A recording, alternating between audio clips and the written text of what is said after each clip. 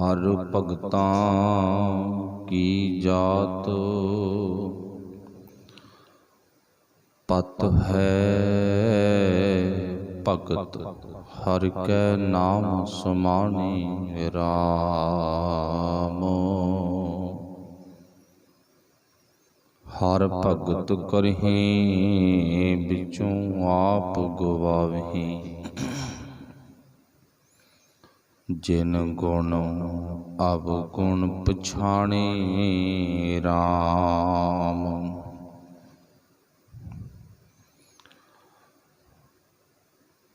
गुण अवगुण पछाणै हर नाम बखाणै, भय भगत मीठी लागी।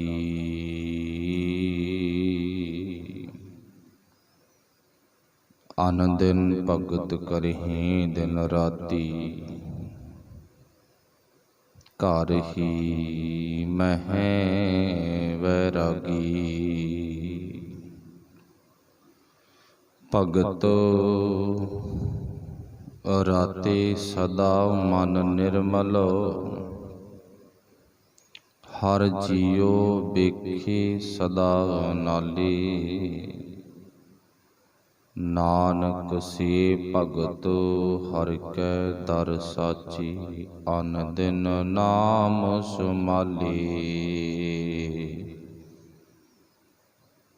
नानक से भगत हर कै दर साची, अन दिनो नाम संभाले।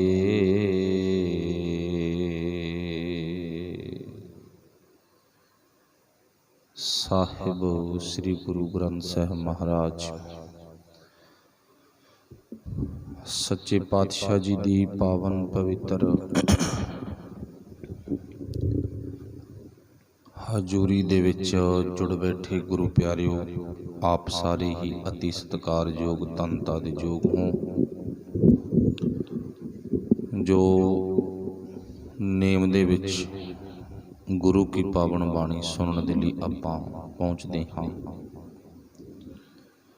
बड़े भाग ने। सो आओ जो आपां शब्द लड़ीवार विचार दे विचों गुरु ग्रंथ साहिब महाराज जी की पावन बाणी सूही राग दे अंदर 768 नंबर अंक ते तीजे पातशाह जी वल्लों उचारण किया गया। उस शब्द का आपां दूजा पदा पढ़िया है। गुरदेव पातशाह ने जिक्र कीती है, कल भी अज भी की कीता। भगतां दी गल कर रहे हैं पातशाह। भगत कौन? जिन्हां ने अपना आपा उस अकाल पुरख वाहिगुरु जी नूं सौंप दिता, उन्होंने समर्पित हो गए। जिन्हां ने एक एक कदम उस अकाल पुरख वाहिगुरु जी की रजा विच तुर के बतीत किया, ओ भगत। जिन्हां ने अपने जीवन दे विच रहिंदियां होइयां एक नहीं अनेकां गुण प्राप्त करके उन्हां गुणां तो समाज दे लई, मनुखता दे लई परोपकारी कामां लई वरते, ओ भगत ने। सो पातशाह ने इत्थे जिक्र किया भी जिन्हां दियां ये निशानियां होण, उन्हां ते वाहिगुरू जी की बख्शिश हुंदी है। वो भगतां दा किहो जिहा न्यारा जीवन हुंदा है, वो अज दे बंद विच मेरा मालक जिक्र करेगा। फिर पातशाह जी की पावन बाणी सुनने तो पहला आपां सारिआं ने गुर फतेह दी सांझ पाउणी है। बोलना जी आखियो वाहिगुरू जी का खालसा वाहिगुरू जी की फतेह। हुण पातशाह जी ने जिक्र की कीता गल भगतां दी आ, वो आपां कल भी सुनिया, हुण भी आपां संखेप समझ गए भी भगत कौन, जिन्हां दे अंदर गुण ही गुण। पातशाह जी कहंदे फिर जिन्हां दे अंदर गुण आ ना ते ਉਹ ਭਗਤ ਰੱਬ ਨੂੰ ਪਿਆਰੇ ਲੱਗਦੇ ਨੇ, ਚੰਗੇ ਲੱਗਦੇ ਨੇ। ਉਹਨਾਂ ਦੀ ਜ਼ਿੰਦਗੀ ਚੋਂ बैर विरोध ईरखा नफरत उड़ जाती है। जात पात का हंकार मेन गल ये आ उड़ जाता। हुण मान लो गल कीती है पातशाह ने रजा विच रहण वालियां दी, अपना आपा परमात्मा नूं समर्पित करन वालियां दी गल कीती है उन्हां दी जिन्हां ने अपनी जिंदगी विच वध तो वध इस हिरदे दे विच गुण पैदा कीते।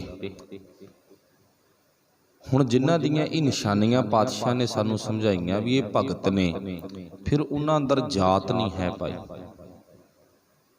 उन्हां अंदर कोई किसी तरह की वंड नहीं है, गोत नहीं है। वो जात पात वंड तो ऊच नीच तो छूत छात तो उपर ने। आपां पुछांगे क्यों? इस करके नंबर 1 ते गुरदेव पातशाह जी कहंदे उन्हां दा जिहड़ा सुभाग आ वो रब दी रजा विच रहण करके होर पासे ध्यान नहीं दिंदे। सब तो वड्डा पॉइंट ये है भी उन्हां दा ध्यान एक ते टिकिया होया। उन्हां ने अपना जीवन खोज दे विच लाया होया। बंदे खोज दिल हर रोज ना फिर परेशानी माही। परेशानियां दा जन्म कित्थों हुंदा गा? साडी जिंदगी दियां अंदर दे ख्यालां मुताबक वाधे घाटे वालियां गल्लां चों। मैं बड़ा, मैं उच्ची जात वाला, मैं अमीर, मैं पढ़िया लिखिया, मेरे वर्गा कोई होर है नहीं। इत्थों परेशानियां दा जन्म हो जाना, दुखां दा कह लो। ते रब दे प्यारे ने जदों अपना आपा खोज दे विच ला दिता, फिर उन्हां दे अंदर अजिहा ख्याल कोई नहीं। हाँ, जिहदे अंदर ये ख्याल है वो रब दा प्यारा नहीं है। उन्होंने तो हर वक्त ही पढ़िया अब्बल अल्लाह नूर उपाया, कुदरत के सा बंदे एक नूर ते सब जग उपजया। कौन भले को मंदे लोगा भरम ना भूलो पाई। खालक खलक खलक मैं खालक रब रहे असरब। थाई गुरुदेव पातशाह जिक्र करते हैं तो मनते ने खालक खलक खलक मैं खालक। पूरी मनुखता दे विचों वाहिगुरू आ बसदा है। जिहड़ी गल करदे सी भी वो अपना आपा खोज विच ला आंदे ने। वो रोज नवीं तो नवीं गुरु की मत मुताबक अपनी जिंदगी च सेध लेंदे ने ते होरां नूं दिंदे ने। उन्हां दा इथों तक ध्यान है। दूजी गल उन्हां दे अंदर परोपकारी भावना, फिर वो दुनिया नूं कुछ दिंदे ने। कादे चों?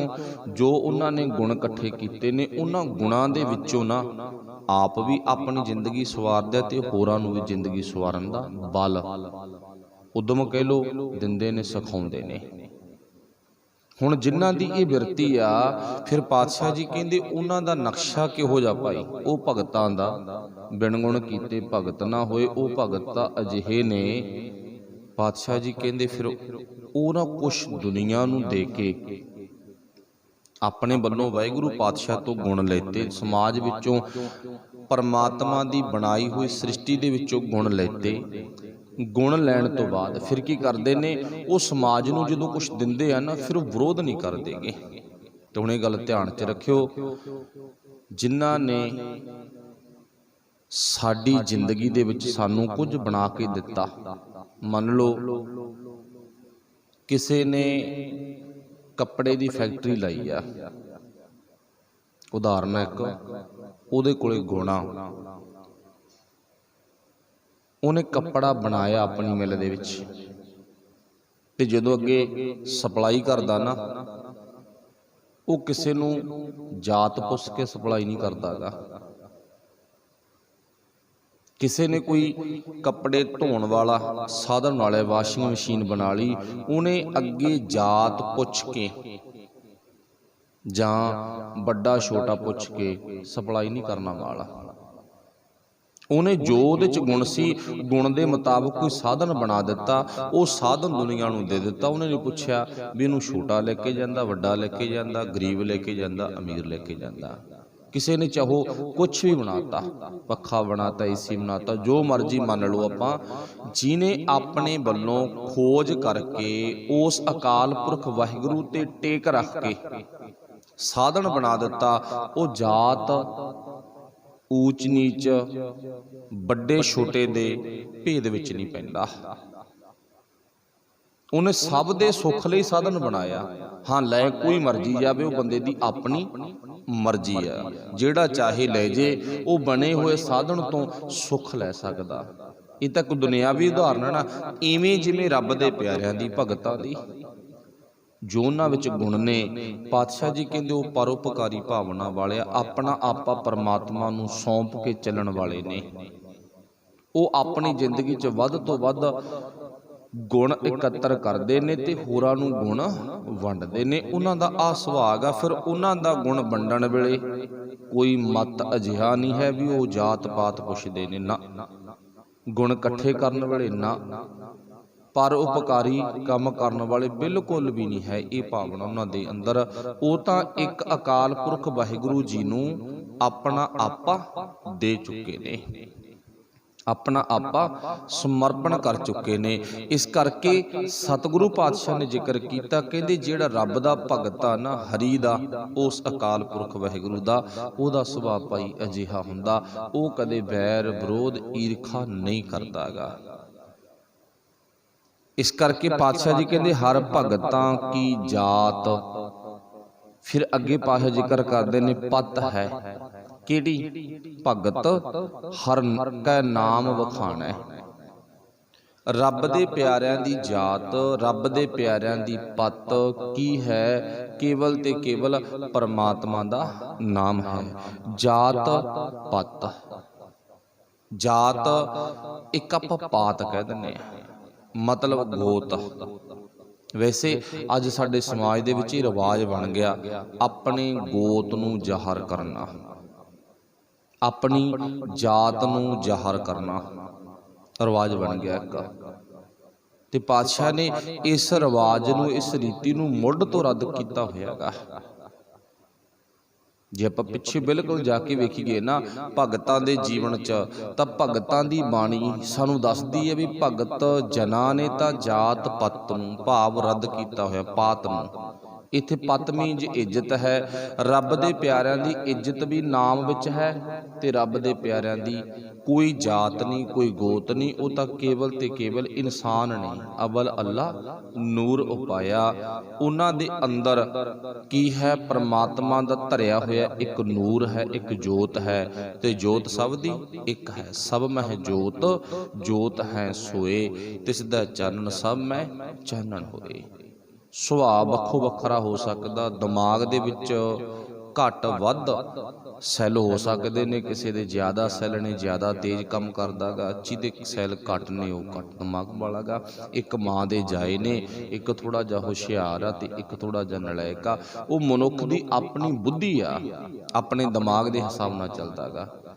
ਪਰ ਗੁਰਦੇਵ ਪਾਤਸ਼ਾਹ ਜੀ ਕਹਿੰਦੇ ਇਦਾਂ ਰੱਬ ਦੇ ਪਿਆਰੇ ਆਪਣੀ ਜਾਤ, ਆਪਣੀ ਪਾਤ, ਆਪਣੀ ਪਤ ਇੱਜ਼ਤ ਪਰਮਾਤਮਾ ਦੇ ਨਾਮ ਨੂੰ ਹੀ ਮੰਨਦੇ ਨੇ ਭਾਈ। ਜਿਵੇਂ ਦਸ਼ਮੇਸ਼ ਪਿਤਾ ਨੇ ਸਾਰੀ ਜਾਤ, ਗੋਤ, ਨਸਲ, ਜੋ ਵੀ ਸਾਡੇ ਫਿਰਕੇ ਸੀ, ਸਭ ਨੂੰ ਮਿਟਾ ਕੇ ਇੱਕ ਖੰਡੇ ਕੀ ਪਹੋਲ ਦੇ ਕੇ ਨਾ, ਖੰਡੇ ਕੀ ਪਹੋਲ ਦੇਣ ਵੇਲੇ ਪਾਤਸ਼ਾਹ ਨੇ ਸਾਰੇ ਨਿਯਮ ਸਮਝਾ ਦਿੱਤੇ। ਤੇ ਉਦੋਂ ਬਾਅਦ ਸਾਡੀ ਜਾਤ ਖਾਲਸਾ, ਗੋਤ ਕੀ ਹੈ ਖਾਲਸਾ, ਅਸੀਂ ਹਾਂ ਕੀ ਖਾਲਸੇ, ਇੱਕ ਥਾਂ ਨਾਨਕੇ, ਇੱਕ ਥਾਂ ਸਾਡਾ ਜਨਮ, ਤੇ ਇੱਕ ਮਾਂ ਦੀ ਕੁੱਖੋਂ ਜਨਮ, ਇੱਕ ਸਾਡਾ ਬਾਪ, ਇੱਕ ਦਾਦੀ, ਇੱਕ ਦਾਦਾ। ਬਖਸ਼ਿਸ਼ ਕੀਤੀ ਹੈ ਨਾ। ਇਸੇ ਕਰਕੇ ਸਾਨੂੰ ਉਹ ਕੁਝ ਟਾਈਮ ਬਾਅਦ ਮੇਰੇ ਮਾਲਕ ਨੇ ਇਹ ਨਿਯਮ ਦੇ ਵਿੱਚ ਲੈ ਆਂਦਾ, ਇਸ ਅਸੂਲ ਦੇ ਮੁਤਾਬਕ ਤੁਰਨ ਦੇ ਲਈ ਸਾਨੂੰ ਹੁਕਮ ਕਰ ਦਿੱਤਾ। ਪਰ ਇੱਥੇ ਗੱਲ ਭਗਤਾਂ ਦੀ ਆ, ਰੱਬ ਦੇ ਪਿਆਰਿਆਂ ਨੇ ਤਾਂ ਪਿੱਛੇ ਤੋਂ ਮੁੱਢ ਤੋਂ ਭਾਈ ਇਹ ਗੱਲਾਂ ਰੱਦ ਕੀਤੀਆਂ ਹੋਈਆਂ ਨੇ। ਪਾਤਸ਼ਾਹ ਜੀ ਕਹਿੰਦੇ ਹਰ ਭਗਤਾਂ ਕੀ ਜਾਤ ਪਤ ਹੈ, ਭਗਤ ਹਰ ਕੈ ਨਾਮ ਸੁਮਾਣੇ ਰਾਮ। ਹਰ ਭਗਤ ਕਹੈ ਵਿੱਚੋਂ ਆਪ ਗਵਾਵਹਿ, ਜਿਨ ਗੁਣ ਅਵਗੁਣ ਪਛਾਣੇ ਰਾਮ। ਹੁਣ ਭਗਤ ਕੌਣ ਹੈ? ਜਿਨ੍ਹਾਂ ਨੇ ਗੁਣ ਤੇ ਔਗਣਾਂ ਦੀ ਪਛਾਣ ਕੀਤੀ, ਇਉਂ ਕਹਿ ਲੋ ਚੰਗੇ ਤੇ ਮੰਦੇ ਦੀ ਪਰਖ ਕੀਤੀ। ਕੁਦਰਤੀ ਸੁਭਾਅ ਆਪਣਾ ਸਾਰਿਆਂ ਦਾ, ਜਿਹੜੇ ਬੰਦੇ ਨੂੰ ਪਰਖ ਕਰਨੀ ਆਉਂਦੀ ਹੋਵੇ ਨਾ, ਆਪਾਂ ਕਿਸੇ ਥਾਂ ਤੇ ਜਾਣਾਗਾ, ਮੰਨ ਲਓ ਵੀ ਅਸੀਂ ਬਾਜ਼ਾਰ ਜਾਣਾਗਾ, ਜਿਹੜਾ ਬੰਦਾ ਕੋਈ ਭੈਣ ਪਾਰਖੂ ਵਿਰਤੀ ਦੇ ਹੋਣ, ਆਪਾਂ ਤਕਰੀਬਨ ਉਹਨਾਂ ਨੂੰ ਨਾਲ ਲੈ ਜਾਂਦੇ ਆ। ਆਪਣਾ ਸੁਭਾਗ ਆ ਵੀ ਚੱਲ ਭਾਈ ਮੇਰੇ ਨਾਲ ਚੱਲ, ਮੈਨੂੰ ਘੱਟ ਪਛਾਣ ਆ, ਤੈਨੂੰ ਪਛਾਣ ਆਗੀ, ਤੂੰ ਇਹ ਮੈਨੂੰ ਵਸਤੂ ਨਾ ਸਹੀ ਢੰਗ 'ਚ ਦਵਾ ਲਿਆਵੇਂਗਾ, ਮੈਨੂੰ ਪਰਖ ਨਹੀਂ ਹੈ। ਹੁਣ ਮਤਲਬ ਸਾਡੀ ਮਤ ਮੁਤਾਬਕ ਕਦਰ ਕਿਹਦੀ ਕੀਤੀ ਅਸੀਂ? ਪਾਰਖੂ ਦੀ, ਜਿਹਦੇ ਕੋਲੇ ਪਰਖ ਹੈ, ਜਿਹਦੇ ਕੋਲੇ ਸਿਆਣਪਾ, ਆਪਣੇ ਦਿਮਾਗ ਤੋਂ ਕੰਮ ਲੈਂਦਾ ਹੈ। ਇੱਥੇ ਵੀ ਗੁਰਦੇਵ ਪਾਤਸ਼ਾਹ ਜੀ ਭਗਤ ਦੀ ਬਖਸ਼ਿਸ਼ ਉਹਨਾਂ ਤੇ ਕਰਦੇ ਨੇ, ਕਹਿੰਦੇ ਜਿਨ੍ਹਾਂ ਦੇ ਕੋਲ ਗੁਣ ਤੇ ਔਗਣ ਪਛਾਣਨ ਦੀ ਮਤ ਹੈ, ਤੇ ਜਿਨ੍ਹਾਂ ਨੂੰ ਗੁਣ ਤੇ ਔਗਣ ਦੀ ਪਛਾਣ ਨਹੀਂ ਕਰਨੀ ਆਉਂਦੀ ਨਾ, ਪਾਤਸ਼ਾਹ ਜੀ ਕਹਿੰਦੇ ਉਹ ਭਗਤ ਨਹੀਂ ਹਨ। ਹੁਣ ਮੰਨ ਲਓ ਆਪਾਂ ਕੱਲ ਵੀ ਸੁਣਿਆ ਸੀ, ਅੱਜ ਵੀ ਭਗਤੀ ਦੀ ਗੱਲ ਚੱਲਦੀ ਆ। ਭਾਵ ਭਗਤ ਕੌਣ ਆ? ਜਦੋਂ ਆਪਾਂ ਨੂੰ ਕੋਈ ਪੁੱਛੂ ਨਾ, ਤੇ ਆਪਾਂ ਆਪਣੇ ਦਿਮਾਗ ਦੇ ਵਿੱਚ ਇੱਕ ਤਸਵੀਰ ਬਣਾਵਾਂਗੇ ਕਿਸੇ ਗੇਰੂਏ ਰੰਗ ਦੇ ਕੱਪੜੇ ਪਾਉਣ ਵਾਲੇ ਬਾਬੇ ਦੀ, ਵੀ ਉਹ ਭਗਤ ਹੋਊਗਾ। ਕਿਸੇ ਸਾਧੂ ਦੀ, ਕਿਸੇ ਆਪੂ ਬਣੇ ਬਾਬੇ ਦੀ, ਮਹੰਤ ਦੀ, ਸੰਤ ਦੀ ਤਸਵੀਰ ਆਪਾਂ ਆਪਣੇ ਦਿਮਾਗ ਦੇ ਵਿੱਚ ਬਣਾਵਾਂਗੇ। ਪਾਤਸ਼ਾਹ ਕਹਿੰਦੇ ਨਹੀਂ, ਉਹ ਨਹੀਂ ਹੈ ਭਾਈ। ਹੋਰ ਕੌਣ ਆ? ਉਹਨਾਂ ਨੂੰ ਤਾਂ ਪਰਖ ਨਹੀਂ ਹੈ। ਹੁਣ ਅਸੀਂ ਸਵਾਲ ਕਰਾਂਗੇ ਨਾ, ਸੱਚੇ ਪਾਤਸ਼ਾਹ ਅਸੀਂ ਤਾਂ ਪਿੱਛੇ ਤੋਂ ਇਹਨਾਂ ਬਾਬਿਆਂ ਕੋਲੇ ਨਾ, ਭਗਤਾਂ ਕੋਲੇ ਜਾਂਦੇ ਆ, ਰੱਬ ਦੇ ਭਗਤ ਨੇ, ਐਨ ਚਿੱਟੇ ਚਿੱਟੇ ਨੇਗੇ, ਚਿੱਟੇ ਕੱਪੜੇ, ਚਿੱਟੀ ਸਕਿਨ, ਮਾਸ ਉਹਨਾਂ ਦਾ, ਅਸੀਂ ਤਾਂ ਉਹਨਾਂ ਕੋਲੇ ਮੁੱਢ ਤੋਂ ਜਾਂਦੇ ਆ। ਪਹਿਲਾਂ ਸਾਡਾ ਦਾਦਾ ਜਾਂਦਾ ਸੀ, ਫਿਰ ਬਾਪ ਜਾਣ ਲੱਗ ਗਿਆ, ਹੁਣ ਅਸੀਂ ਨੰਬਰ ਲਾ ਲਿਆ ਬੰਦਾ। ਤੁਸੀਂ 1 ਸਕਿੰਟ 'ਚ ਹੀ ਰੱਦ ਕਰ ਦਿੱਤਾ, 1 ਮਿੰਟ ਵੀ ਨਹੀਂ ਲਾਇਆਗਾ। ਮਿੰਟ ਤੋਂ ਪਹਿਲਾਂ ਤੁਸੀਂ ਰੱਦ ਕਰ ਦਿੱਤਾ ਸਾਡੇ ਵਾਲੇ ਭਗਤ ਨੂੰ। ਕੀ ਗੱਲ ਪਸੰਦ ਨਹੀਂ ਤੁਹਾਨੂੰ? ਜਦੋਂ ਗੁਰੂ ਨੂੰ ਆਪਾਂ ਪੁੱਛਾਂਗੇ ਨਾ, ਫਿਰ ਗੁਰੂ ਦੱਸੂਗਾ, ਕਹਿੰਦਾ ਪੁੱਤ ਮੈਂ ਉਹਨਾਂ ਨੂੰ ਭਗਤ ਮੰਨਦਾ ਜਿਹੜੇ ਪਾਰਖੂ ਮਤ ਦੇ ਨੇ। ਅੱਛਾ, ਜੇ ਤੁਹਾਡਾ ਬਾਬਾ ਪਾਰਖੂ ਮਤ ਦਾ ਨਾ, ਉਹ ਭਗਤ ਹੋ ਸਕਦਾ? ਬਾਦਸ਼ਾਹ ਕਹਿੰਦੇ ਮੈਂ ਇਦਾਂ ਨਹੀਂ ਰੱਦ ਕੀਤਾ, ਨਿਸ਼ਾਨੀਆਂ ਦੱਸਦੀਆਂ ਵੀ ਉਹਦੀ ਮਤ ਪਰਖਣ ਵਾਲੀ ਹੋਣੀ ਚਾਹੀਦੀ ਆ। ਹੁਣ ਜਿਨ੍ਹਾਂ ਕੋਲੇ ਜਾਂਦੇ ਆ, ਉਹਨਾਂ ਕੋਲੇ ਪਰਖ ਤਾਂ ਹੈ, ਪਰ ਹੈ ਕਿਹੜੇ ਆਧਾਰ ਤੇ? ਉਹਨਾਂ ਕੋਲੇ ਪਰਖ ਇਸੇ ਆਧਾਰ ਤੇ ਆ, ਕੌਣ ਨੀਵੀਂ ਜਾਤ ਦਾ ਤੇ ਕੌਣ ਉੱਚੀ ਜਾਤ ਦਾ, ਕੌਣ ਸਾਡੇ ਗੀਜੇ 'ਚ ਪੈਸੇ ਪਾ ਸਕਦਾ ਤੇ ਕੌਣ ਨਹੀਂ ਪਾਵੇਗਾ। ਪਰਖ ਉਹਨਾਂ ਕੋਲੇ ਹੈ, ਪਰ ਉਹ ਪਰਖ ਉਹਨਾਂ ਦੀ ਜ਼ਿੰਦਗੀ ਦਾ ਲਾਲਚ ਆ, ਸਵਾਰਥ ਆ, ਪਰ ਉਹ ਪਰਖ ਨਹੀਂ ਹੈ ਜਿਹੜੀ ਪਾਤਸ਼ਾਹ ਜੀ ਕਹਿੰਦੇ ਅਸੀਂ ਦੇਖਣੀ ਚਾਹੁੰਦੇ ਆ। ਉਹ ਪਰਖ ਨਹੀਂ ਹੈ। ਉਹ ਪਰਖ ਕਿਹੜੀ ਵੇਖਣੀ ਚਾਹੁੰਦੇ ਆ ਪਾਤਸ਼ਾਹ? ਹੁਣ ਬੰਦੇ ਕੋਲੇ ਪਰਖ ਹੈ ਵੀ ਕੌਣ ਨੀਵੀਂ ਜਾਤ ਦਾ, ਤੂੰ ਕਿਹੜੀ ਜਾਤ ਦਾ, ਕੀ ਤੇਰੇ ਕੋਲੇ ਹੈ ਕੀ ਨਾ, ਇਹ ਗੱਲ ਤਾਂ ਪੁੱਛ ਲਈ, ਪਰਖ ਕਰ ਲਈ, ਪਰ ਜਿਹੜੀ ਅਸਲੀ ਪਰਖ ਸੀ ਉਹ ਨਹੀਂ ਹੈ। ਉਹਨੇ ਇਹ ਨਹੀਂ ਵੇਖਿਆ ਵੀ ਇਹਨਾਂ ਸਾਰਿਆਂ ਦੇ ਵਿੱਚ ਜਿਹਦੀ ਭਗਤੀ ਉਪਾਸ਼ਨਾ ਮੈਂ ਕਰਦਾ ਹਾਂ, ਇਹਨਾਂ ਸਾਰਿਆਂ ਦੇ ਵਿੱਚ ਉਹ ਵਸਦਾ, ਉਹਨੇ ਇਹ ਨਹੀਂ ਵੇਖਿਆ। ਫਿਰ ਚੌਥੇ ਪਾਤਸ਼ਾਹ ਕੋਲੇ ਪਰਖ ਹੈਗੀ ਆ। ਇਹ ਵਚਨ ਕਿਹਦਾ? ਤੀਜੇ ਪਾਤਸ਼ਾਹ ਦਾ। ਚੌਥੇ ਪਾਤਸ਼ਾਹ ਕੋਲੇ ਪਰਖ ਹੈ, ਦਾਤੂ ਦਾਸੂ ਕੋਲੇ ਪਰਖ ਨਹੀਂ ਹੈ। ਤੀਜੇ ਪਾਤਸ਼ਾਹ ਦੇ ਪੁੱਤਰ ਆ ਨਾ, ਉਹਨਾਂ ਕੋਲੇ ਪਰਖ ਨਹੀਂ ਹੈ, ਪਰ ਚੌਥੇ ਪਾਤਸ਼ਾਹ ਕੋਲੇ ਪਰਖ ਹੈ। ਫਿਰ ਜੇ ਚੌਥੇ ਪਾਤਸ਼ਾਹ ਕੋਲੇ ਪਰਖ ਹੈ ਤਾਂ ਉਹਨਾਂ ਦੇ ਪਰਥਾਏ ਪਾਤਸ਼ਾਹ ਨੇ ਗੁਰਬਾਣੀ ਦੇ ਵਿੱਚ ਕੀ ਦਿੱਤਾਗਾ? ਆਪਾਂ ਨੂੰ ਉਪਦੇਸ਼ ਬਖਸ਼ਿਸ਼ ਕੀਤਾ ਨਾ ਵੀ ਭਾਈ ਚੌਥੇ ਪਾਤਸ਼ਾਹ ਨੂੰ ਮੈਂ ਆਪਣੇ ਵੱਲੋਂ ਕਹਿਤਾ ਵੀ ਉਹਨਾਂ ਕੋਲੇ ਪਰਖ ਹੈ, ਪਰ ਕਿਸ ਦੇ ਆਧਾਰ ਤੇ? ਉਹਨਾਂ ਨੇ ਸਾਨੂੰ ਸਮਝਾ ਦਿੱਤਾ ਗੁਰਬਾਣੀ ਦੇ ਵਿੱਚ। ਕਹਿੰਦੇ ਜਿਹੜਾ ਫਿਰ ਰੱਬ ਦਾ ਪਿਆਰਾ ਨਾ, ਉਹ ਪਰਮਾਤਮਾ ਦਾ ਭਗਤ ਹੈ, ਉਹ ਤਾਂ ਭਾਈ ਲੋਕਾਂ ਦੇ ਵਿੱਚੋਂ, ਸੰਗਤ ਵਿੱਚੋਂ ਕਹਿ ਲਓ, ਸਮਾਜ ਵਿੱਚੋਂ ਕਹਿ ਲਓ, ਪਰਮਾਤਮਾ ਨੂੰ ਵੇਖ ਲੈਂਦਾ। ਉਹਦੇ ਕੋਲੇ ਆਹ ਪਰਖ ਆ ਗਈ। विच संगत हर प्रभ वसै जियो। फिर चौथे पातशाह ने कहता ना, मैं तो अपनी आ अख दे नाल ना ते सुरत दी अख नाल परख करके वेख लिया, मैनू ना संगत विचों समाज विचों वो परमात्मा नजर आ गया, वो अकाल पुरख वाहिगुरू रब जी नजर आ गए मैनू। किहदे विचों? लोकां विचों। ते भगत कबीर साहब ने उदों पिछे तो ये गल कर दित्ती, अब्बल अल्लाह नूर पाया कुदरत के सब, सारे किहदे बंदे ने? कुदरत दे। ते हुण कबीर साहब वर्गिया ना धक्का किन्ना का, मौके ते जात दे विरोधियां ने, गोत मजहब नस्ल दे विच चलण वालियां ने मौके दे राजा नूं शिकायतां करके ना तसीहे दवाए सी। ये समाज विच वंडियां पा रहा, ये गलत काम करी जांदा गा।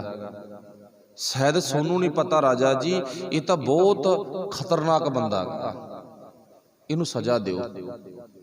इदां दियां लाई बुझाई कीती है ना, भाव उन्हां नूं सजा दवाई। वैसे हुंदा हर एक नाल, अज भी हुंदा, उदों भी हुंदा रहा, पर डोले नहीं। वो कहने कोई गल नहीं, जिवें तुहानूं चंगा लगदा उवें कर लो, पर जिहड़ा सच दा उपदेश है ना वो असीं देवांगे। साडा किसे नाल कोई मतभेद नहीं है राजा जी। जे साडे विचार इदां दे होण तां सानूं तुसीं जो मर्जी सज़ा दे सकदे हो। राजा कहंदा फिर तेरे विचार किस तरह दे आ? फिर अपने विचार दस्से ना, साडे विचार ये ने भी असीं सच नूं सच ते झूठ नूं झूठ कहने आ। असीं लोकां नूं दस रहे हैं, भोले भाले लोको एवें ये पुजारी तबके पिछे लग के ना जातां पातां दे आधार ते अपने विच वंडियां ना पाओ, आपां सारे एक रब दे बंदे आ। चलो मान लो आपां कल भी सुनिया सी भी जिहड़े राजे हुंदे ना ये कन्नां दे कच्चे हुंदे आ, लाई लग हुंदे नेगे, जिन्हां दी सुन ली उन्हां दी बन जांदे नेगे, परख नहीं करदे बिरलिਆਂ नूं छड्ड के। ना मन्निया राजे ने सज़ा दित्ती है कि वो आपां सारा जाणदे आंगे। इस करके भगत कबीर साहब जी कहते असीं तां इन्हां दी लुट दे विरुद्ध आवाज़ मारदे आ। की आवाज़ दिंदे नेगे? गज साढ़े तै तै धोतियां, तुसीं अपने आप नूं ना धोतियां बन लईआं, वाहिगुरू भला करे, पर धोती दा जो नक्शा ना उहदे मुताबक तुसीं अपने जीवन दे विच सिद्धांत नहीं लेके आए। मर्यादा कह लो, मत कह लो, उहदे तो सिੱਖਿਆ कुछ नहीं ਦਿੱਤੀਗੀ। जिवें अज आपां कह लईए उन्हां ने धोती दी गल कीती आ, वाहिगुरू भला करे अपने 5 ककार पाए ने, 5 ककार पाउण दा मतलब ये है भी उन्हां ककारां दी महत्ता की आ, उहदे बारे सानूं कुछ पता होवे। गज साढ़े तै तै धोतियां। भगत कबीर साहब कहते मैं तां इन्हां दे आ झूठ दे विरुद्ध बोलना, बाकी थोड़ी मर्जी सज़ा दिओ ना दिओ। तेहरे पाया न तग, गलां दे विच तीरे वट वट के ना तग वो भी पा ले, जिन्हें वो भी पाए हुए ना तेहरे पाया न तग, गलां दे विच जप मालियां भी पाईयां ने, गली जिन्हां जप मालियां, लोटे हत्थां विच लोटे भी चक्के हुए ने, हथ निवग ओए हर के संत ना आखी है वनारस की। मैं तां आ गल कहना, ये तां ठग नहीं पाई। अच्छा, जे इन्हां दे विचों ये औगण किसे विच नहीं है, वो रब दा प्यारा, साडी किसे नाल विरोध कोई नहीं। असीं किहड़ा किसे थां बनाउणा, जमीन बनाउणी आ ना, साडा कोई पैसे दा रौला ना, चौधर दा रौला ना, कोई रौला नहीं। रौला इन्ना ही आ, समाज नूं लुटना, रब नूं लुटना है। समाज नूं लुटना ना, रब नूं लुटना गा। हुण सोचो, ये समाज दी लुट नहीं करदे, ये वो लोग ने जात पात दे आधार ते, ये लोग ना रब दी लुट कर रहे ने, परमात्मा नाल चलाकियां करदे ने। इन्हां दियां चलाकियां दे पाज उघेड़दा मैं तां। चलो इन्ना ही काफ़ी है भी भगत कबीर साहब जी ने ये गल कही है ना। इत्थे पातशाह जिक्र करते हैं, कहते फिर रब दे प्यारे दी ये निशानी है जिहड़ा परख कर गया। हुण परख उन्होंने की कीती भी इत्थे लुट हो रही है, समाज विच लुट दे विरुद्ध बोले, कल्ली परख करके छड्डी नहीं, उहदे विरुद्ध बोले भी। हुण मान लो परख तां अपनी होगी भी आपां अपनी अखां नाल वेख लिया भी यह काम गलत होई जांदा, सुन भी लैता, परख भी कर ली, पर बोले नहीं। पिछे जाके आपां ही कह दिता छड्डो आपां की लैणा।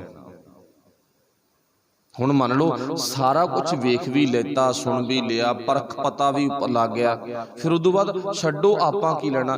इत्थे जाके पातशाह जी कहंदे मार खा गए।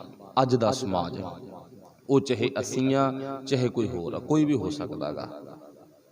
इसे करके गुरदेव पातशाह कहंदे हर भगत करें विचों आप गवावें। कहंदे फिर जिहड़ा अपने अंदरों हौमे नूं गवा के, जात पात नूं गवा के, गुण अवगुण की परख करके, कित्थे गुण ने कित्थे अवगुण ने, ये चीज़ की परख करके पछाण करके जिंदगी जिउंदा ना, वो असली भगत आ। ते पर जिहड़ा जात पात के चक्कर विच उलझ जांदा, वो कदे भगत नहीं हो सकदा। संत कह लो, महात्मा कह लो, वो कदे बन नहीं सकदा गा। हुण वाहिगुरू भला करे, साडे समाज विच ये वंडियां बहुत लंबे टाइम तो पईयां होईयां ने ते अज तक भी सेम चलदियां आ रहीआं ने। कोई बिरला गुरु दा प्यारा होवेगा जिहड़ा इस वंडी चों मुक्त होवे।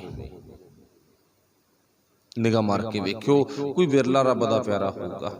चलो जिथों शुरुआतां होईयां उत्थे तां मतभेद होण, सानू कोई इतराज नहीं। मान लो किते पत्थर की मूर्ति लगी है ना, उन्होंने भगवान कह के पूजा जाता, वो अड्डो अड्ड नक्शे बन गए। आप अपने आसे पासे निगाह मार के वेख लो, वैसे आप जाते नहीं पर इदा परख जरूर कर लईदी है भी आ फलाने पिंड विच ना इदां दे पत्थर दीआं मूर्तियां वाले काफ़ी मंदिर बने ने, आ किन्हां दा फलानियां दा, ओ किहदा फलानियां दा, ओ किहदा फलानियां दा। इन्ने बनण दी लोड़ की आ? फिर वो दसदे ने कहंदे फलाने फलानियां दे आ, पर सानू नहीं पता लग्या, असीं मेले रूप विच वागे, सानू उत्थे इकट्ठ च कोई पता नहीं लग्या। पर अगले ने निशानियां नाल बनाए ने, इत्थे फलाना आऊ, इत्थे फलाना आऊ, इत्थे फलाना आऊगा। चलो उन्हां दा ख्याल आ, आपां नूं कोई इतराज नहीं, जो जिवें मर्जी वो करन, उन्हां दी मर्जी आ। पर दुखांत कित्थे आ? दुखांत इत्थे आ भी जिथे इस गल दा उपदेश दिता जांदा गा, उत्थे तां उपदेश कोई नहीं ना, उत्थे तां उलझाया। अगले ने तां नशा बेचण वाले ने तां ना नशा बेचना, अगे खरीदण वाले ने देखना भी आपां खरीदना जां नहीं खरीदना। साडे समाज दे विच एक बीमारी आ ना, नशा विकदा गा। आपां नूं पता भी किवें किवें विकदा, सारा आपां नूं पता। चलो इउं मान लो भी आपां कई बार नशे नूं बेचण वालियां दी कुੱਟਮਾर भी पिंडां विच हो जांदी आ। दूजी गल उत्थे की आ वेखण वाली, देखो ये समाज आ भाई, ये बाजार आ गया, एक मंडी आ। मंडी दे विच चंगीआं वस्तुआं भी विकदियां ते मंडी च माड़ियां भी विकदियां। हुण सब्जी मंडी जाओ, उत्थे गली सब्जी विकी जांदी आ, चंगी भी विकी जांदी आ। कपड़े की दुकान ते जाओ, माड़ा कपड़ा भी विकी जांदा, चंगा भी विकी जांदा। इसे समाज विच नशा भी विकदा ते नशे दा दूजा शुद्ध रूप गुरबाणी रूपी अमृत भी विकदा। पर आपां की खरीदना, आपां वेखणा गा, आपां की खरीदना। इत्थे कसूर किहदा? अपना ज्यादा गा। बेचण वाले ने तां होका मारना गा भी आ जाओ भाई मैं फलानी चीज़ लेके आया गा, ठीक है ना। इवें जिवें ये धर्म के नां ते पई हुई वंडी आ, अगले ने तो उपदेश करना भी साडी इस मानता वाली थां ते ना इदां सुखां पूरियां होंदियां ने, पर वो आपां वेखना भी आपां उत्थे जाना जां नहीं जाना, नहीं सानू लोड़ ही नहीं कोई। मतलब की आ इत्थे कारण की है भी असीं गुरु कोले आउणा, साडा जिहड़ा दुखांत आ वो ये आ भी जिथों सानू ये उपदेश दिता जांदा ना, उत्थे अज ये वितकरा पिया। कोई बिरली थां होवेगी जिहड़ी बची होवे भी जिथे जात पात दे आधार ते कोई ना काम हुंदा होवे, कोई बिरला थां होवेगा सैकड़ियां दे विचों कुछ गिणती दे। पर नहीं, इत्थे समाज दे विच वंडी है। जिथों गुरु ग्रंथ साहिब दी बाणी च उपदेश मिलदा ना, वो बाबे दे दर ते भी अज वंडी पै चुकी आ। भगत कबीर साहब वर्गिਆਂ तां कहना हम कत लोहू तुम कत दूध। ਜਦੋਂ मौके दे पुजारी इस वंडियां दे विच उलझे हुए ना, जात पात दे चक्कर च उलझे हुए ने, उन्होंने जिक्र किया भी तुहाडे विच दुध आगा ते साडे विच खून आ, माड़ा जिहा दिखाओगा। फिर जो ये गल कही है ना, तो इस गल का जवाब उस पुजारी तबके तो अज तक नहीं दिता गया गा। जो तो ब्राह्मण ब्रह्मणी जाया तो आन बाट काहे को आया। ਜੇ ਤੂੰ ਕਹਿਣਾ ਵੀ ਮੈਂ ਉੱਚੀ ਜਾਤ ਦਾ, ਮੈਂ ਬ੍ਰਾਹਮਣ ਹਾਂ, ਵਾਹਿਗੁਰੂ ਭਲਾ ਕਰੇ, ਆਪਣਾ ਕਿਸੇ ਬ੍ਰਾਹਮਣ ਜਾਤੀ ਬਰਾਦਰੀ ਦੇ ਨਾਲ ਕੋਈ ਵਿਰੋਧ ਨਹੀਂ ਹੈ। ਕਈ ਵਾਰ ਆਪਾਂ ਭੁਲੇਖਾ ਖਾ ਜਾਈਏ ਵੀ ਨਹੀਂ, ਇਦਾਂ ਨਹੀਂ। ਭਾਵ ਜੋ ਗੁਰੂ ਦੀ ਬਾਣੀ ਕਹਿੰਦੀ ਆ, ਜੋ ਤੂੰ ਬ੍ਰਾਹਮਣ ਬ੍ਰਾਹਮਣੀ ਜਾਇਆ ਤੋ ਆਨ ਵਾਟ ਕਾਹੇ ਕੋ ਆਇਆ। ਕੀ ਸਾਡਾ ਰਸਤਾ ਇਹ ਧਰਤੀ ਤੇ ਆਉਣ ਦਾ ਹੋਰ ਤੇ ਤੇਰਾ ਹੋਰ ਰਸਤਾ ਗਾ? ਤੇਰਾ ਕੋਈ ਹਾਈਵੇ ਰੋਡ ਆਗਾ, ਅਸੀਂ ਕੱਚੇ ਰਾਹਾਂ ਵਿੱਚੋਂ ਦੀ ਆਏ ਆ? ਨਾ, ਇਦਾਂ ਨਹੀਂ ਹੈ। ਜੋ ਉਹ ਅਕਾਲ ਪੁਰਖ ਦਾ ਨਿਯਮ ਆ, ਨਿਯਮ ਦੇ ਮੁਤਾਬਕ ਸਾਡਾ ਤੇ ਤੁਹਾਡਾ, ਭਗਤ ਕਬੀਰ ਸਾਹਿਬ ਜੀ ਕਹਿੰਦੇ, ਇਹ ਧਰਤੀ ਤੇ ਆਉਣ ਦਾ ਕਾਰਨ ਰਸਤਾ ਇੱਕੋ ਹੀ ਆ, ਜਾਣ ਵਾਲਾ ਰਸਤਾ ਵੀ ਇੱਕੋ ਹੀ ਆ। ਠੀਕ ਹੈ ਨਾ। ਤੇ ਤੁਹਾਡੇ ਵਿੱਚ ਵੀ ਲਹੂ ਪਾਇਆ ਹੋਇਆ, ਪਰਮਾਤਮਾ ਦਾ ਨਿਯਮ ਆ, ਸਾਡੇ ਵਿੱਚ ਵੀ ਲਹੂ ਆ। ਇਹ ਗੱਲ ਨਹੀਂ ਹੈ ਵੀ ਸਾਡੇ 'ਚ ਲਹੂ ਆ ਤੇ ਤੁਹਾਡੇ ਵਿੱਚ ਦੁੱਧ ਹੋਵੇ ਲਹੂ ਦੀ ਥਾਂ ਤੇ। ਨਾ, ਲਾਲ ਲਹੂ ਤੁਹਾਡੇ 'ਚ ਤੇ ਲਾਲ ਹੀ ਸਾਡੇ 'ਚ। ਹਵਾ ਸਿਰ ਤੇ ਤੁਸੀਂ ਜਿਉਂਦੇ ਹੋ ਤੇ ਹਵਾ ਸਿਰ ਤੇ ਅਸੀਂ ਜਿਉਂਦੇ ਆ। ਸਭ ਦੀ ਸਾਂਝੀ ਹਵਾ ਨਾ, ਹਵਾ ਨੂੰ ਵੰਡਿਆ ਨਹੀਂ ਜਾ ਸਕਦਾ ਗਾ। ਵੀ ਆ ਸਮਾਜ ਵਿੱਚ ਨਾ ਭੂੰਦੜਾਂ ਦੀ ਹਵਾ ਅਲੱਗ ਆ ਗਈ, ਰੌਂਪਰੇ ਵਾਲਿਆਂ ਦੀ ਅਲੱਗ ਆ, ਮੰਡੀ ਵਾਲਿਆਂ ਦੀ ਅਲੱਗ ਆ ਬਠਿੰਡੇ ਜ਼ਿਲ੍ਹਿਆਂ ਦੀ ਅਲੱਗ ਆ, ਮੋਗੇ ਵਾਲਿਆਂ ਦੀ ਅਲੱਗ। ਨਾ, ਇੱਦਾਂ ਹਵਾ ਨੂੰ ਨਹੀਂ ਵੰਡ ਸਕਦੇ ਆਪਾਂ। ਜੇ ਵੰਡ ਦਾਂਗੇ ਦੱਸੋ ਭਲਾ। ਇਸ ਕਰਕੇ ਭਗਤ ਕਬੀਰ ਸਾਹਿਬ ਜੀ ਨੇ ਜਾਤ ਦੇ ਵਿਰੋਧੀਆਂ ਦੇ ਸੰਬੰਧ ਵਿੱਚ ਕਾਫੀ ਵੱਡੇ ਪੱਧਰ ਤੇ ਉਹਨਾਂ ਨੂੰ ਲਾਹਨਤ ਪਾਈ, ਪਰ ਅੱਜ ਤੱਕ ਉਹ ਸਵਾਲਾਂ ਦਾ ਜਵਾਬ ਨਹੀਂ ਦੇ ਸਕੇ। ਹਮ ਕਤ ਲੋਹੂ ਤੁਮ ਕਤ ਦੂਧ, ਜੋ ਤੋਂ ਬ੍ਰਾਹਮਣ ਬ੍ਰਾਹਮਣੀ ਜਾਇਆ। ਦੱਸਗਾ ਭਲਾ ਇਹ ਗੱਲਾਂ ਸਮਾਜ ਵਿੱਚ ਸ਼ੋਭਦੀਆਂ ਨੇ ਜਾਂ ਨਹੀਂ ਸ਼ੋਭਦੀਆਂ? ਅਕਸਰ ਨੂੰ ਉਹਨਾਂ ਲੋਕਾਂ ਨੂੰ ਮੂੰਹ ਦੀ ਖਾਣੀ ਪਈ, ਮਤਲਬ ਉਹਨਾਂ ਨੂੰ ਸ਼ਰਮਿੰਦਾ ਹੋਣਾ ਪਿਆ। ਤੇ ਇੱਥੇ ਅੱਜ ਆਪਾਂ ਜਿਹੜੀ ਗੱਲ ਕਰਦੇ ਸੀ ਵੀ ਸਾਡੇ ਸਮਾਜ ਦੀ ਜਿਹੜੀ ਬਣਤਰ ਉਹ ਭਾਈ ਕਿਹੋ ਜਿਹੀ ਬਣ ਗਈ, ਆਪਾਂ ਇਸ ਬਣਤਰ ਨੂੰ ਤੋੜੀਏ, ਪਹਿਲ ਕਰੀਏ। ਜਾਣਦਾ ਸਭ ਕੋਈ ਆ, ਪਰ ਪਹਿਲ ਕਰਨੀ ਔਖੀ ਆ। ਅੱਜ ਤਾਂ ਆਪਾਂ ਨੂੰ ਪਤਾ ਨਾ, ਵੰਡੀਆਂ ਕਿੰਨੇ ਵੱਡੇ ਪੱਧਰ ਤੇ ਜਿੱਥੋਂ ਹੀ ਗੁਰੂ ਦਾ ਉਪਦੇਸ਼ ਮਿਲਦਾ ਉੱਥੇ ਹੀ ਪੈ ਗਈਆਂ। ਭਾਈ ਇਹ ਵੰਡੀਆਂ ਕਿੱਦੇ ਠੀਕ ਹੋਣਗੀਆਂ, ਇਹਦੇ ਬਾਰੇ ਆਉਣ ਵਾਲਾ ਸਮਾਂ ਦੱਸੇਗਾ। ਠੀਕ ਹੈ ਨਾ। ਹੁਣ ਦੂਜੀ ਗੱਲ, ਹੁਣ ਜਿੱਥੇ ਇਹ ਵੰਡੀ ਟੁੱਟਣੀ ਸੀ ਨਾ, ਖਤਮ ਹੋਣੀ ਸੀ, ਉਹ ਗੁਰੂ ਨੇ ਸਾਨੂੰ ਇੱਕ ਅੱਡਾ ਦਿੱਤਾ ਸੀ, ਇੱਕ ਸਟੇਜ ਦਿੱਤੀ ਸੀ, ਸਾਂਝੀ ਥਾਂ ਦਿੱਤੀ ਸੀ। ਉਹ ਸੀ ਧਰਮਸ਼ਾਲਾ, ਜਿਹਨੂੰ ਆਪਾਂ ਗੁਰੂ ਦਾ ਦਰ, ਗੁਰੂ ਦਾ ਘਰ ਕਹਿ ਦਿੰਦੇ ਆ। ਉੱਥੇ ਵੰਡੀ ਟੁੱਟਦੀ ਸੀ। ਹੁਣ ਆਪਾਂ ਨਾ ਕਿਸੇ ਕਵੀ ਦੀਆਂ ਲਿਖੀਆਂ ਹੋਈਆਂ ਕੁਛ ਕੁ ਲੈਣਾ ਪੜ੍ਹਦੇ ਆਂਗੇ। ਉੱਚਾ ਦਰ ਬਾਬੇ ਨਾਨਕ ਦਾ, ਇਦਾਂ ਹੀ ਪੜ੍ਹਦੇ ਆ ਨਾ ਆਪਾਂ ਸਾਰਿਆਂ ਦੇ ਧਿਆਨ ਚ ਹੈ ਸਤਰਾਂ ਵੀ ਬਾਬੇ ਨਾਨਕ ਦਾ ਦਰ ਆ ਨਾ ਜਿਹੜਾ, ਉਹ ਉੱਚਾ ਕਿਉਂ? ਕੀ ਇਮਾਰਤ ਕਰਕੇ ਉੱਚਾ? ਨਾ। ਕੀ 2-4 ਕਿੱਲਿਆਂ ਦੇ ਵਿੱਚ ਬਾਗਲ ਮਾਰਿਆ ਹੋਇਆ ਇਹ ਬਾਬੇ ਨਾਨਕ ਦਾ ਦਰ ਤਾਂ ਵੱਡਾ ਗਾ? ਨਾ। ਕਈ ਮੰਜ਼ਲਾਂ ਉਸਾਰ ਦਿੱਤੀਆਂ ਤਾਂ ਵੱਡਾ ਨਹੀਂ। ਵੱਡਾ ਕਿਸ ਕਰਕੇ ਆ? ਵੱਡਾ ਇਸ ਕਰਕੇ ਆ ਕਿਉਂਕਿ ਬਾਬੇ ਨਾਨਕ ਨੇ ਮੰਜਾ ਇੱਕ ਬਣਵਾ ਲਿਆ, ਇੱਕੋ ਹੀ ਮੰਜਾ ਬਣਵਾ ਲਿਆ।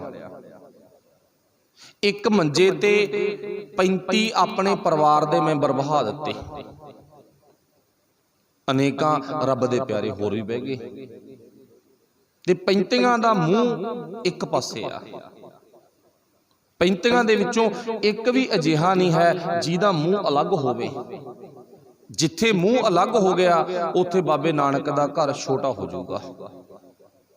ਬਾਬੇ ਨਾਨਕ ਦਾ ਵੱਡਾ ਘਰ ਕਿਸ ਗੱਲ ਦਾ ਪ੍ਰਤੀਕ ਆ? ਬਾਬੇ ਨਾਨਕ ਨੇ ਇੱਕੋ ਹੀ ਮੰਜਾ ਬਣਾ ਕੇ ਨਾ ਇੱਕ ਮੰਜੇ ਤੇ 35 ਜਣੇ ਬਹਾ ਲਏ, ਇਸ ਕਰਕੇ ਵੱਡਾ ਗਾ ਭਾਈ, ਇਮਾਰਤ ਕਰਕੇ ਨਹੀਂ। ਇਹ ਨਹੀਂ ਵੀ ਬਾਬੇ ਨਾਨਕ ਦੇ ਘਰ ਨੂੰ ਸੋਨੇ ਦਾ ਪੱਤਰਾ ਚੜਿਆ ਹੋਇਆ ਤਾਂ ਵੱਡਾ ਇਹ ਨਾ। ਉਹ ਤਾਂ ਇੱਕ ਵਾਰੀ ਦੇਖਾ, ਉਹ ਤਾਂ ਇੱਕ ਵਾਰੀ ਤੌਰ ਤੇ ਇਉਂ ਕਹਿ ਲਓ ਵੀ ਅੱਜ ਸਾਡੇ ਅੰਦਰ ਦਾ ਇੱਕ ਸਤਿਕਾਰ ਬਣ ਗਿਆ ਵੀ ਗੁਰੂ ਦੇ ਘਰ ਵਰਗਾ ਹੋਰ ਕੋਈ ਘਰ ਨਹੀਂ ਹੋਣਾ ਚਾਹੀਦਾ।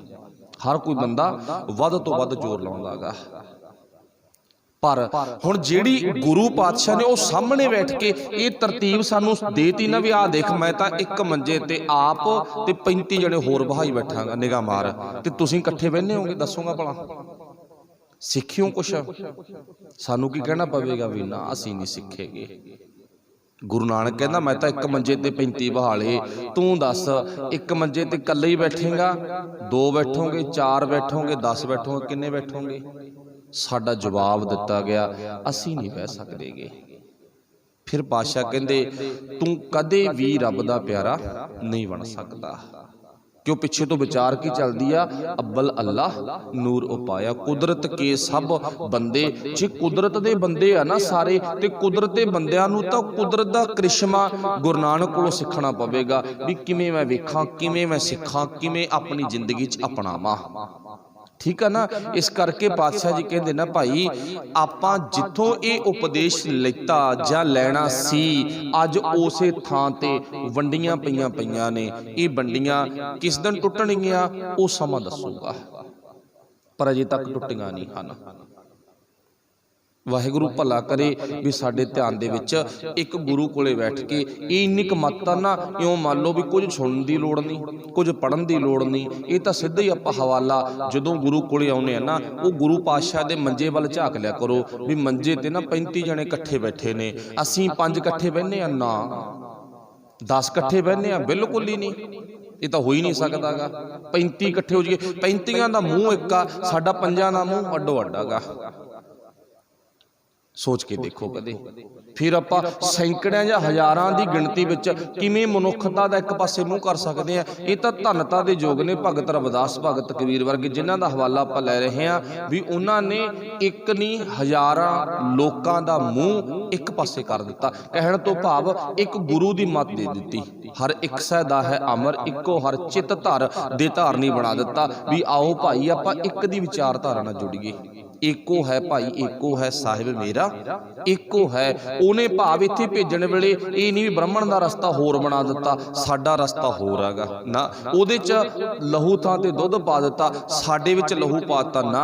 ओदी हवा अलग बनाती, साह लैण वाली साडी अलग बना दिती ना। सब एक है, मिट्टी एक है, इको ही मटीरियल लाएगा। 5 तत्तां दा पुतला इको ही मटीरियल वाला। फिर फर्क कित्थे है? फर्क साडी सोच विच है, फर्क साडे दिमाग विच है। ये दिमाग जिद्दे आपां गुरु नूं दे दांगे ना, उदे फर्क निकल जाऊगा। वाहिगुरू भला करे। कोई दृष्टांत आपां होर लै लो। दशमेश पिता जी दी जिहड़ी शुरुआत आ ना, वो नानक दे घर विच हुंदी आ। एंड ते जाके 5 जणियां नूं एक बाटी नूं मूँह लवा दिता, वाटा। एक भांडे नूं मूँह लवाता ना, 5 नूं एक भांडे नूं। अच्छा, एक भांडे नूं मूँह कौन लाउंदा? जिथे कोई भेद ना होवे, फर्क ना होवे। जिथे कोई फर्क आ ना, उत्थे एक भांडे नूं एक बर्तन नूं मूँह नहीं लगदा। 2-3 भैण भरा ना इक्को ही थाल विच बैठ के, कोई कौली विच बैठ के ना खा लैंदे ने, कोई फर्क नहीं गा। तां की हैगा? ते हुण 10वें पातशाह ने इक्को ही भांडे नूं मूँह लवाता साडा। सोच के देखो, इत्थे एक थां ते बहाते, उत्थे एक थां ते भांडे नूं मूँह लवा दिता। पर शुरुआत कित्थों हुई है? बाबे नानक दे घरों। ते बाबे नानक दे घर दा जिहड़ा दृश्य आ वो आपां सारे समझदे आ। ते उत्थे पहाड़ी राजे आए सी ना भी असीं अमृत जरूर छक लांगे, पर साडी एक शर्त आ, उस शर्त के तहत अमृत छकांगे। असीं ना जिहड़े भांडे नूं इन्हां ने मूँह लाया, हथ लाए ने, असीं वो भांडे नूं मूँह जां हथ नहीं लाउणा। असीं अलग अपने बर्तन लेके आवांगे। गुरु साहब कहता नहीं, इदां दी इत्थे कोई मत नहीं, मर्यादा नहीं है भी तुसीं अलग भांडे लेके आवो तो तुहानूं अलग इत्थे अमृत तैयार करके दिता जाए। इक्को ही बाटे नूं मूँह लाउणा पू। चित मंदा आ जाओ, नहीं चित मंदा मुड़ जाओ। अगले आए नहीं, गुरु नूं इतराज कोई नहीं गा, कोई इतराज नहीं गा।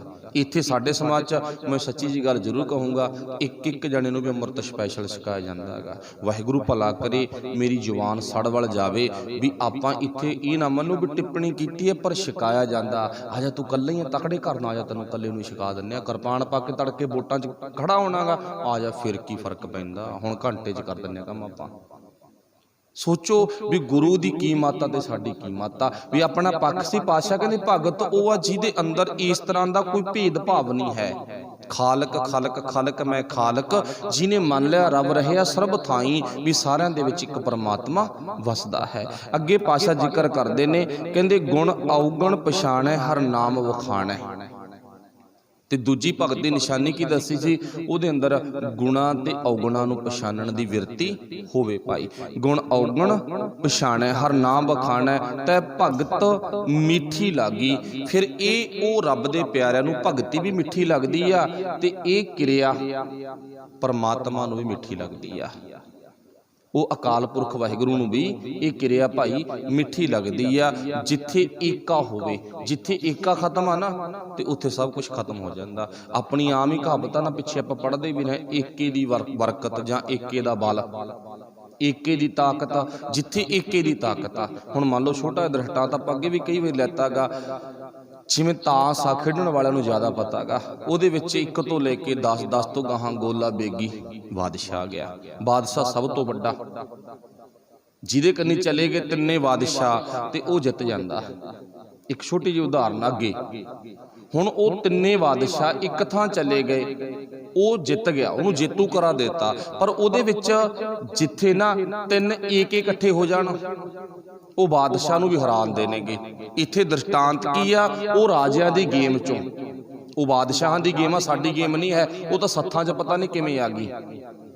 ਅੱਛਾ, ਜਿੱਥੇ 3 ਏਕੇ ਆ ਜਾਣ ਨਾ ਉੱਥੇ ਬਾਦਸ਼ਾਹ ਨੂੰ ਹਰਾਉਂਦੇ ਨੇ। ਜਿੱਥੇ ਸਾਡੇ ਸਮਾਜ ਵਿੱਚ ਏਕਾ ਆ ਜੇ ਨਾ, ਇੱਥੇ ਬਾਦਸ਼ਾਹ ਸਾਡੇ ਮੂਹਰੇ ਕੁਛ ਨਹੀਂ ਹੈ। ਪਰ ਹੁਣ ਬਾਦਸ਼ਾਹ ਭਾਰੀ ਪੈ ਗਿਆ, ਅਗਲਾ ਕਾਨੂੰਨ ਸਖਤ ਤੋਂ ਸਖਤ ਕਰੀ ਜਾਂਦਾ। ਸਾਡੇ ਵਿੱਚ ਏਕਾ ਖਤਮ ਹੋ ਗਿਆ।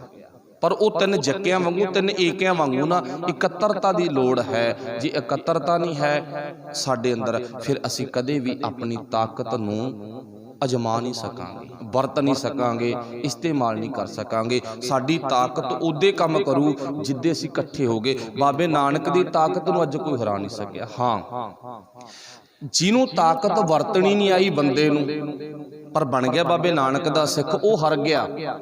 ਜਿਹਨੂੰ ਬਾਬੇ ਨਾਨਕ ਦੀ ਤਾਕਤ ਨੂੰ ਵਰਤਣਾ ਆ ਗਿਆ ਨਾ, ਬਾਬਾ ਨਾਨਕ ਕਹਿੰਦਾ ਮੈਨੂੰ ਤਾਂ ਤੁਸੀਂ ਕੀ ਹਰਾ ਦੋਗੇ।